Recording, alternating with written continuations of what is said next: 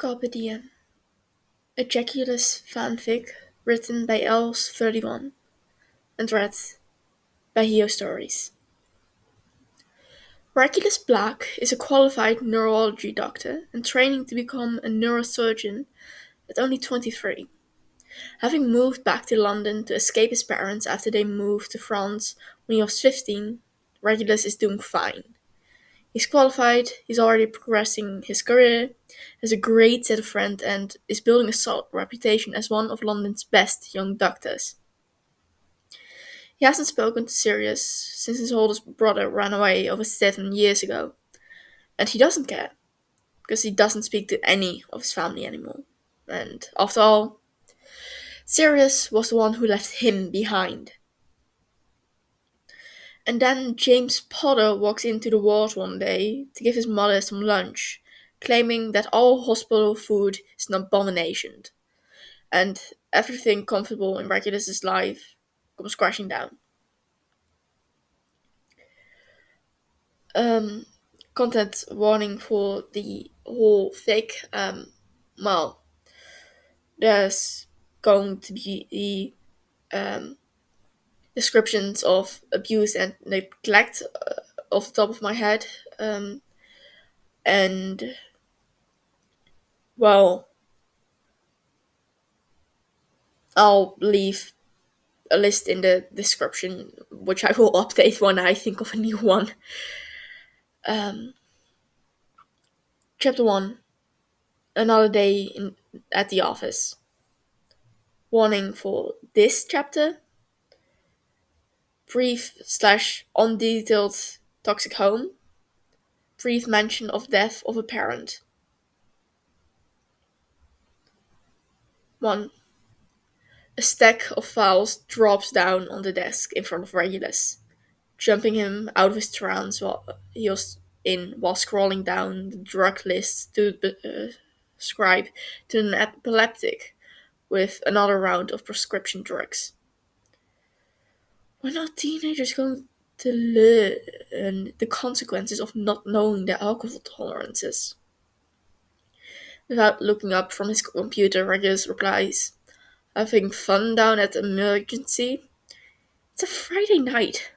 I should have praised myself for the herd of vile drunk individuals in the waiting room." Euphemia sighs, dropping down in the chair next to him with a huff. "How's the ward doing?" "Standard so far," Regulus shrugs. "That chap you sent up a few hours ago, he's already in theatre. Subarachnoid hemorrhage. I'll be surprised if he makes it through the night, if he's lucky enough to actually make it off the table." "I love your pessimist attitude this early in the morning, Regulus," Euphemia sighs, but when Regulus looks up, she's smiling. "Who's the chief surgeon tonight?" "Aldrich," Regulus grunts, swiping the printed prescription as it comes out of the printer and placing it straight in the patient's file. "Hence why I'm here writing yet another prescription for our favorite dementia patient instead of assisting on a juicy brain surgery." "You'll get another chance," Euphemia smiles. Then she frowns. "Penny lost that prescription again?" "Indeed." Regulus kisses his teeth as he tosses the file on the desk and leans back in the chair. He glances up at the clock. 2:05 a.m. 6 more hours to go, and then he can crawl into his bed in his silly little apartment and sleep for the next 4 days. "She's sweet," Euphemia sighs through a wide yawn. Regulus laughs night shifts because of his nocturnal body clock, but he has to applaud Euphemia, who is in her early 50s and still puts herself down for equal amounts of night shifts as everyone else. "She's a pain in my ass," Regulus counters, and Euphemia barks a laugh loud enough that the trainee anesthetist glances over their shoulder at them. You love her, really? She was nice, up until me and Dorcas had to literally dance with her for 40 minutes the other night just to convince her to get back to her bay. Regulus rubs a hand down his face. How many times have you had to rewrite her prescription for her recently? This is the fourth time in 2 months. Regulus looks at her, instantly recognizing the calculating and suspicious look on her face. Don't worry, I've checked her bloods and urine each time. She hasn't been overdosing. I'm going to contact social services in the morning because she needs more support at home. Her dementia is progressing fast. She might not even be moved to somewhere someone can look after her properly. No family? Regulus shakes his head. Not at all alive. I've asked and I've checked the records as well. Widowed at 35 and never had kids. The only family she had was a brother that lived in Australia, but he passed away 3 years ago. That's sad. Regulus shrugs at his shoulder lazily, eyes down on the prescription as he scraps his signature. That's life. Besides him, Euphemia scoffs. If you weren't like this when I was your mentor, I'd be worried this job is turning you cold. Regulus grins at her. I'll only get worse as my years of practice rank up. Will you get softer? You wish, Dr. Potter. Regulus has been a qualified neurologist doctor for just over 16 months now. Qualified at 22 years old, he was thrown face first into the world of working on the front lines of a busy neurology ward in the middle of London after 4 years at university. Regulus remembers being surprised when he applied for the course back over 5 years ago when he was 18 to find out it would only take 4 years to study and to qualify in a specified speciality. But when they started at and the professors explained the course he'd chosen was different from the other courses because they'd practically thrown 7 years worth of studying into just 4 years. Regulus was expecting it to be intense, and it was. It was so hard sometimes that he was sure he was going to give up. Out of 50 students in his university class, only 7 qualified into their chosen specialities. Regulus met Euphemia Potter during his third-year placement on the neurology ward, back when he was a student. They were ping-ponging between different departments to soak all the information on every single injury and illness and disease possible. She became his official mentor when he chose neurology to be a specialty at the end of his third year, and she became his first form of a mother figure since Regulus cut ties with her own when he was 18. It wasn't like, well, Berga was much of a mother to begin with anyway, so it took a while for Regulus to warm to Euphemia's kindness around the workspace. She might have favored him at some points, not that Regulus ever really understood why she took such a liking to him, but Regulus still pretends to take all the credit for his impeccable reputation as a young doctor. Since qualifying, the neurology ward has become somewhat a second home to Regulus. Or more like, his own apartment has become his second home, considering he spends more than half his life actually at work. It still mesmerizes Regulus how quickly respect came when he put on the dark red scrubs and the white coat, instead of walking around in the pale blue scrubs that had student stitched on the back in huge white capital letters. He got to wear the same color as those who are qualified, wearing the same colors as people like Euphemia, filled Regulus with a pride he hasn't ever felt before. Regulus loves his job. He loves the knowledge, the work, the unpredictability for those who are sick in different ways. He loves the buzz he gets when he figures out suspicious and difficult patients. Regulus doesn't know how he managed to slot into the ward like he's always belongs there. He knows he's not the easiest person to get along with, and he knows some people think he's harsh and rude to most people unless he's known them well enough. Apart from patients, of course. Although there are plenty Regulus would happily throttle. The students that come into the ward, shadowing other nurses and staff members, instantly seem scared of him. Euphemia says he just has the kind of face that intimidates people. Reyes knows she isn't wrong. The black genes have that natural effect on people. 4 months ago, it was Euphemia who pushed him towards studying to become a neurosurgeon. At first, Reyes declined the idea. He's only been qualified a year, barely got his foot in the door of being a neuro doctor, and he will never admit that the idea of progressing so early into his career was absolutely terrifying to him. He listened to her though, and all the while cringing, listening to her gushing about his abilities, his natural knack of medicine and neurology. But it's times like now he sorely regrets it because Aldrich is the second chief of the neurosurgery and absolutely despises Regulus. He hated Regulus even before he was qualified. When back in his fourth year, Regulus showed the neurosurgeon up with a patient because he argued that Aldrich had misdiagnosed them and was going to perform a futile surgery for no reason. Regulus was right, which is why Aldrich hates him with a burning passion. He continues to hate him even after he's qualified and been accepted into the neurosurgeon program. Dr. Black, can you sign these? The discharge paper from room 450. Nurse Alex asks as he drops a file down on the balcony of the reception desk. Only if you're an angel and grab another coffee when you're down to the mess room. Regulus replies as she swipes the file and takes his pen out of his chest pocket of his scrubs.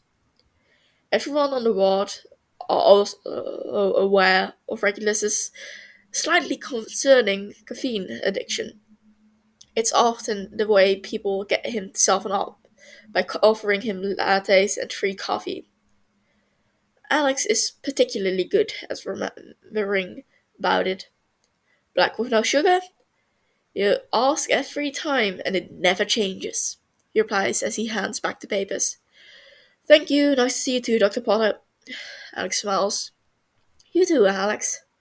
Euphemia smiles back, and then Alex is jogging off. What are you doing up here anyway? Regulus asks as he leans back in the swizzled chair. The consultant took over for a little while, so I could do some paperwork, Euphemia replies. Figured I'd come up here while I won't be disturbed, and I can spend my time with my favorite grumpy doctor. Oh, kind, Regulus grunts, tilting his head. This the paperwork that you haven't started yet? Euphemia sighs. Do you ever take a break? Never have time, Regulus replies, and as he finished speaking, the phone console next to him rings. He side glances the older doctor, a smirk twitching the corner of his lips. See? He sees the flicker of Euphemia's eye roll before he's spinning in the chair and snatching the phone from the holder. Dr. Black speaking. Reggie! Rolling his eyes, he replies, What do you want, Bartimius? Oh, it's such a pleasure to speak to you, darling. Bonnie laughs. I'm sending some scans up to you. We got a young lad sent to us that was complaining of chest pain, but blood work have come back and we're potentially looking at meningitis. Do me a favor and double check the CT scan and confirm for me. Does your brain stop functioning after 2 in the morning? Regulus, my darling. Everyone's brain stops functioning after 2 in the morning apart from yours, Buddy replies. Just do me the bloody favor and I'll bring you a latte when I get my break. Alex might have beat you to that. She already promised me coffee. Stop using the nurses and appreciate me wanting to come up and see your sorry ass. Body laughs. Also, Alex made shit coffee. No one can mess up black coffee. That's because having just black coffee is already messed up. Regulars can hear Body's eye roll through the phone. You need some milk and sugar anyway. Sweeten your morbid ass up. Go fuck yourself, Body. Such vulgar language from a hospital phone. Just send the scans over and get your ass down to wherever you can manage to get lattes from at 2 in the morning. Regulus replies. And no sugar, seriously. Anything for my sweetie pie. Body sings songs, and his cackle is cut off when Regulus slams the phone down. No one would ever believe you two are best friends, Euphemia muses.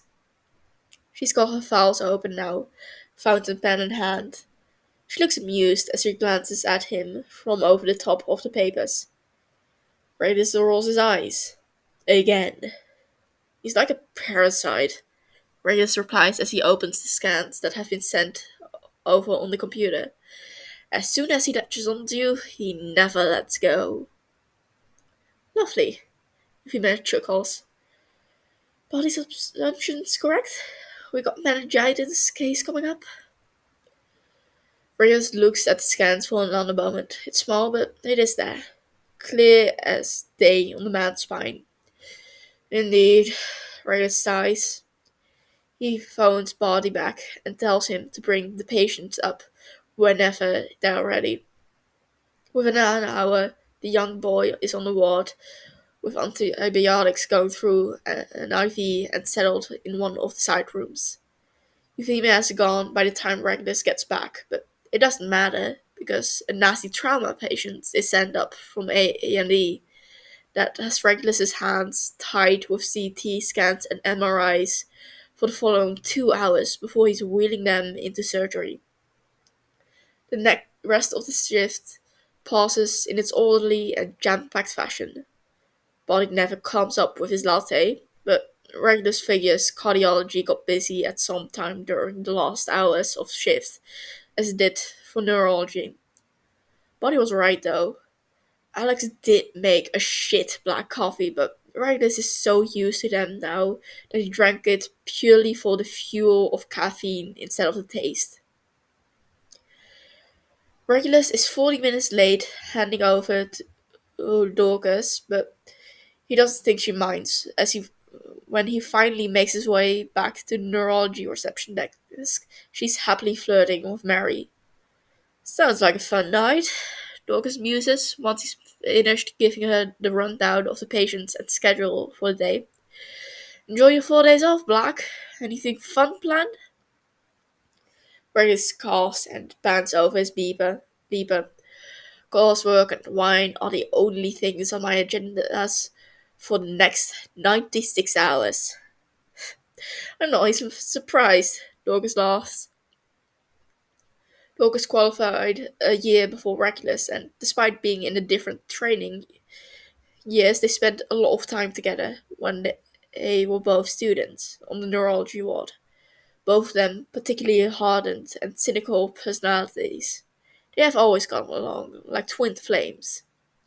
Dorcas also smelled Regulus's raging homosexuality from a mile off, and was actually the one who made him confident enough to admit it. Everyone seemed to know before he'd said it, of course, but Dorcas, being so openly lesbian in and out of the workplace, helped him come to terms and break away from the shame of liking men that his parents have been shoving down his throat since he was old enough to know what sex was. As he's walking down to the mess room to change out of his scrubs, his phone buzzes in his pocket.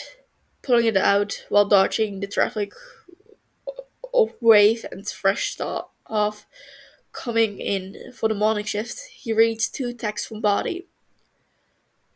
Body. 8:04. Breakfast from Panora's. Heaven said she's been up all night stress baking because she had a shit shift yesterday, so we got about 50 muffins each to eat through. Body 8:52. Running late again? Dogs won't be happy. Rolling his eyes and ignoring the latest text, Regulus types out a reply. Regulus 8:53. Would that be blueberry muffins? Body 8:53. Of course. Barely 3 seconds later, another text comes through. Body 8:53. And pancakes! Regulus types out his reply as he walks into the ward's changing room. Regulus 8:54. Say less. Getting changed now. Meet you down by the car. Regulus changes out of his scrubs and into his normal clothes. It's September in London, and despite driving to the hospital, since he's now got a frequent wage to pay for a car instead of having to battle the public transport, chaos before and after shift, Regulus still refuses to wear his scrubs home like some members of staff. Just like he refuses to wear his own clothes at work like some other doctors. He likes wearing scrubs. He likes having a uniform that he can take off at the end of his shift. He loves his job, and being a doctor is practically his whole lifestyle, but there is something about being able to take off a uniform that makes him feel like he's leaving his workplace and going out into the real world. It's something that Euphemia taught him back when she was his mentor, that there is a glowing importance to learning how to leave one's work and home life separate. Regulus's easiest way of doing that is by physically stripping it off when he finishes his shift. Plus, they don't lie in medical school. Hospital scrubs are bloody comfortable. Body is leaning against the bonnet of his car when he makes it down there. Two hospital cups in his hand. A latte, your highness, Body greets. Better late than never. Regulus grunts and Body flashes him a shit-eating grin as they climb in. Regulus met Body in university. Regulus had started the course 3 weeks late due to swapping universities to escape his parents. That was still in France. He was dormed with Body, back then a savvy 19-year-old who'd gone to university a year late because he was made to work with his father for a year before he finally admitted to his parents law wasn't for him and that he wanted to be a doctor. Bali said it was only because of the respect the job holds that he thinks his parents were so okay with him not following in his father's business footsteps. Ethan was their other dormmate, same age as Regulus, 18 and fresh out of college, wanting to be a pediatric nurse. Regulus doesn't know how he managed to click with them so fast, considering Body is an asshole to everyone, and Ethan was as stuck up and pretentious as Regulus was. All of them coming from old money and strict families, but their childhoods were filled with standards and high class dinners. Regulus was alone as well, as he never had real friends before due to his parents' unreasonable demands about who on the level of high society he could be associated with growing up. Regulus wasn't under his mother's thumb anymore when he dropped out of law school in Scotland and trained himself down to London at 18 to get away from the talent class of control over him. But he still found it hard to migrate into actually having friends, instead of just having his father's business associates for company. Living with Body and Ethan for 4 years made it almost impossible for them not to become friends though. When they spent every second of the day together, apart from when they were showering, it was surprisingly easy for Regulus to become accustomed to them and actually enjoy their company. 5 years after they met, and despite working on different wards in the hospital, no longer living together, they still spent considerable amount of time together. Barty and Regulus quickly bonded over their difficult families, though Regulus hasn't ever gone into much detail about his own. Barty was quick to spot the symptoms of a toxic home. Barty's parents never physically hurt him, but they're keeping on an unreasonably tight leash growing up, which is why Barty was so wild during their first year at university. Regulus wouldn't have been surprised if they were qualified for AA meetings by the time they went on summer holiday after their first year. Barty was open about his relationship with his father, or more the lack of it, if anything. Bartimius Sr. was described to be the classic businessman that always put work before family. And despite Barty being a successful and qualified cardiology doctor, his father's expectations still haven't been met. Barty's father's reaction to him qualifying was literally, "You could do better than just a doctor." Regulus is still surprised that Barty hasn't held it against him. That's already studying to be a surgeon. But that's what he loves about Barty. Despite his attitude to everyone, Barty is incredibly loyal to his friend and will protect anyone he loves to no end.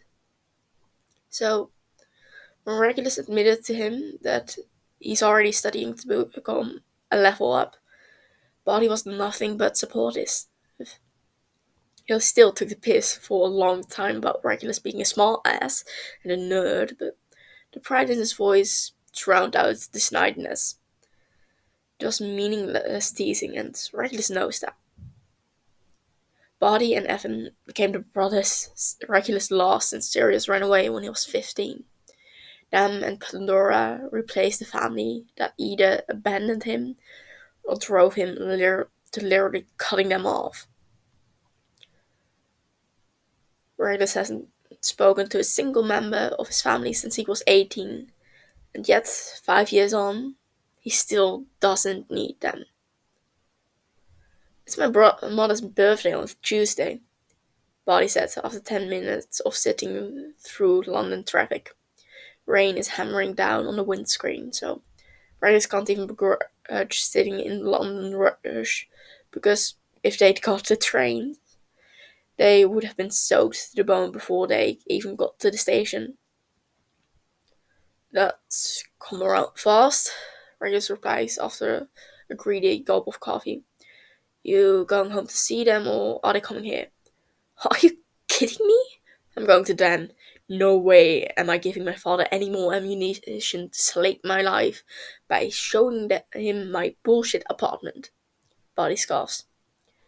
"Didn't your dad give you the money to put the deposit down on the flat?"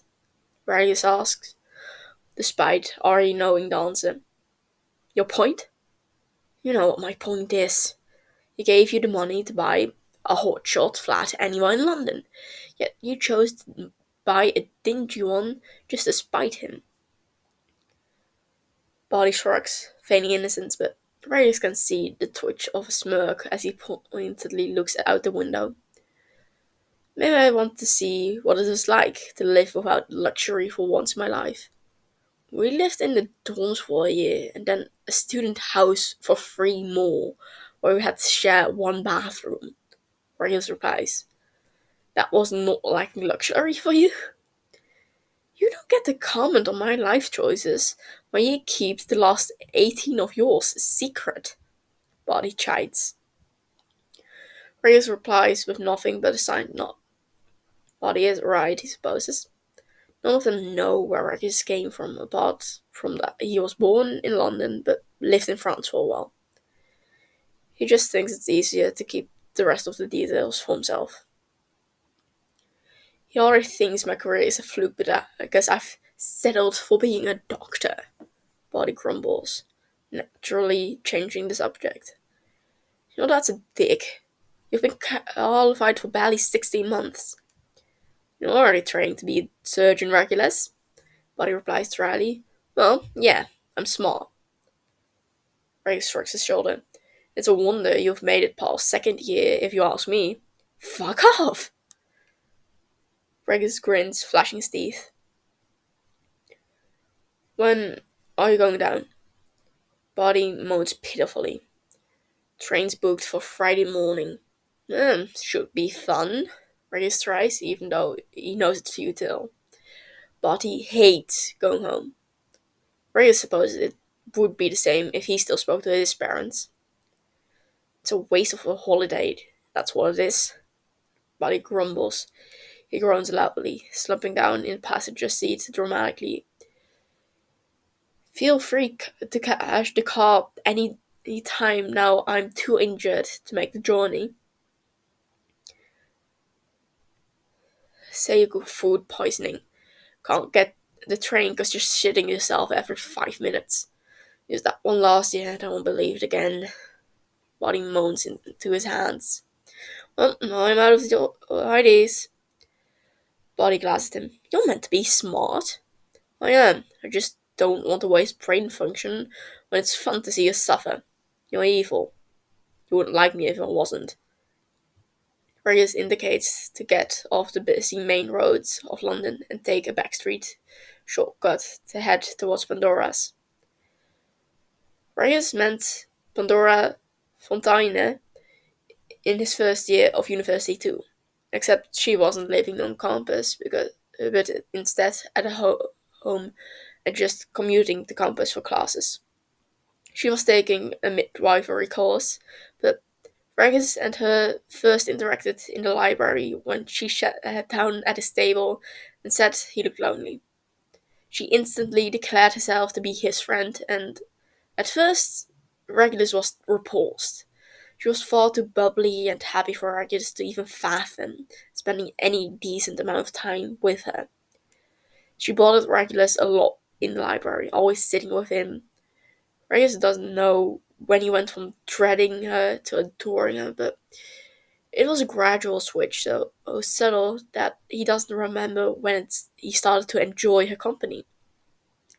Pandora wedged herself into his life and refused to take leave ever since. But Rex knows if she went away now, a gaping hole would be left in her place. Pandora ended up taking 2 years out of studying when her mother became sick with breast cancer. Too far gone for chemotherapy, Pandora and her father looked after her at home. However, her father worked abroad a lot, so caring was often left to Pandora and became so heavy that she took a sabbatical from her studies halfway through her second year. Her mother was lovely, and Regulus was more than devastated when she passed away last year.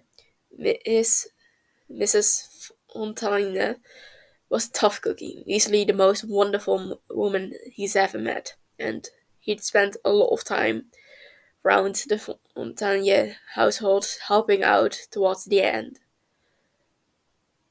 Her mother held out a lot longer than the doctors destined her, which is why her death last January took a toll on the whole friendship group as well as Pandora.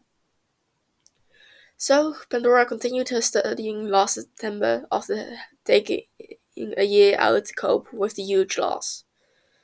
She needed the time off, which is why she's still training while everyone else is qualified. Hence the stress baking through the whole of a Saturday night.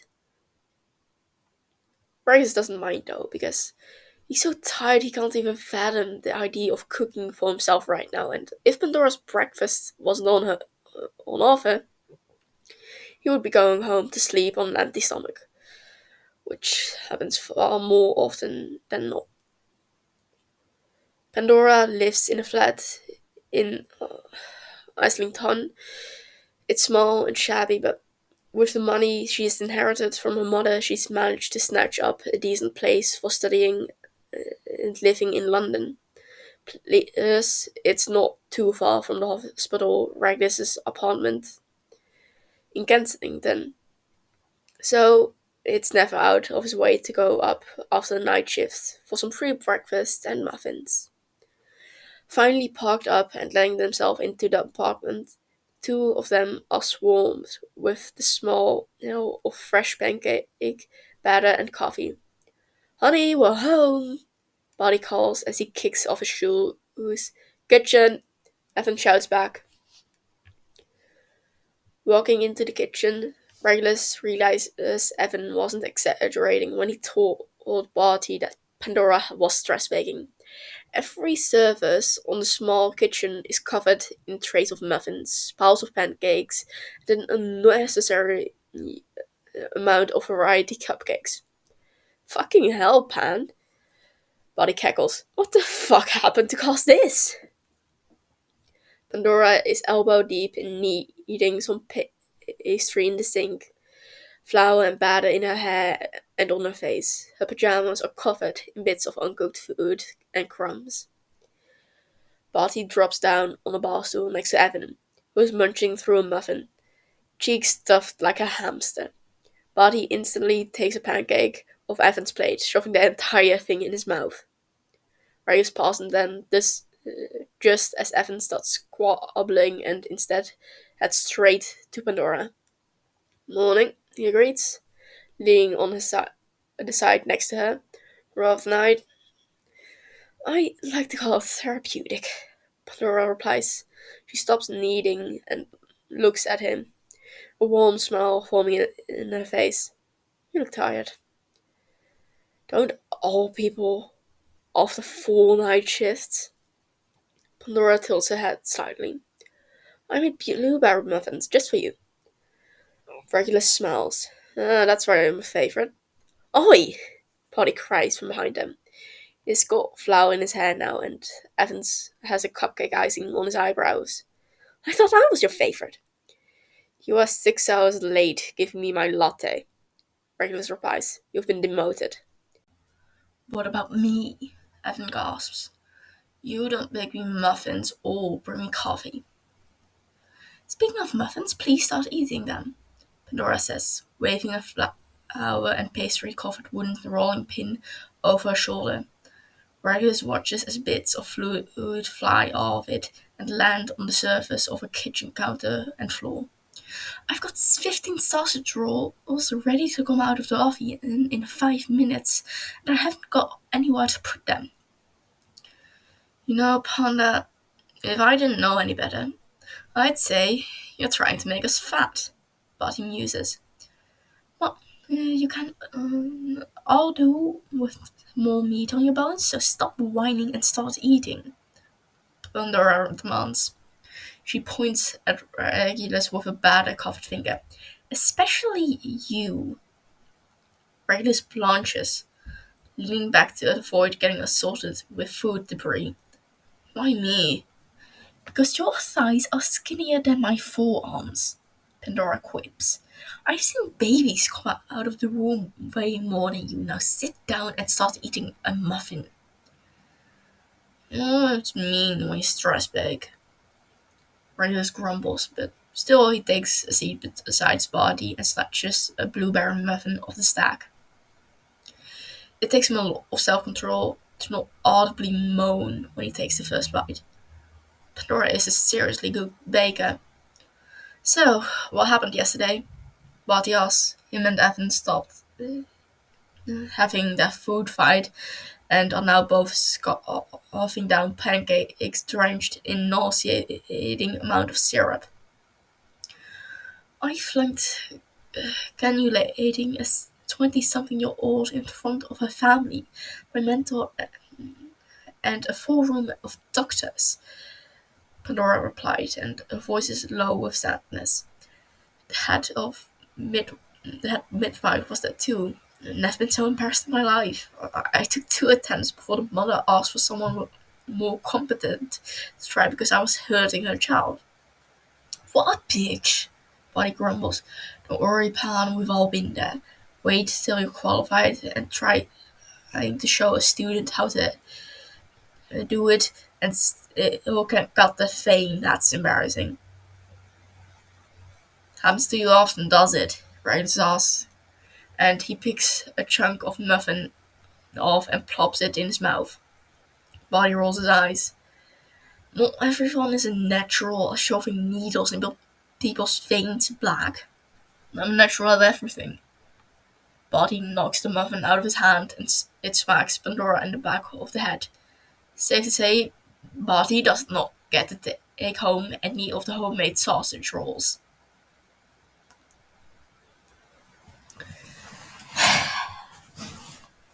Well, I've recorded a lot over the past 3 days.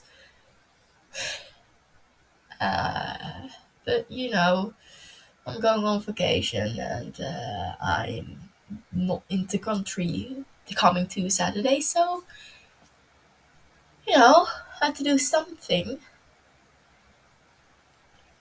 Hope you all enjoy it. I'm sorry for butchering medical terms and that kind of stuff.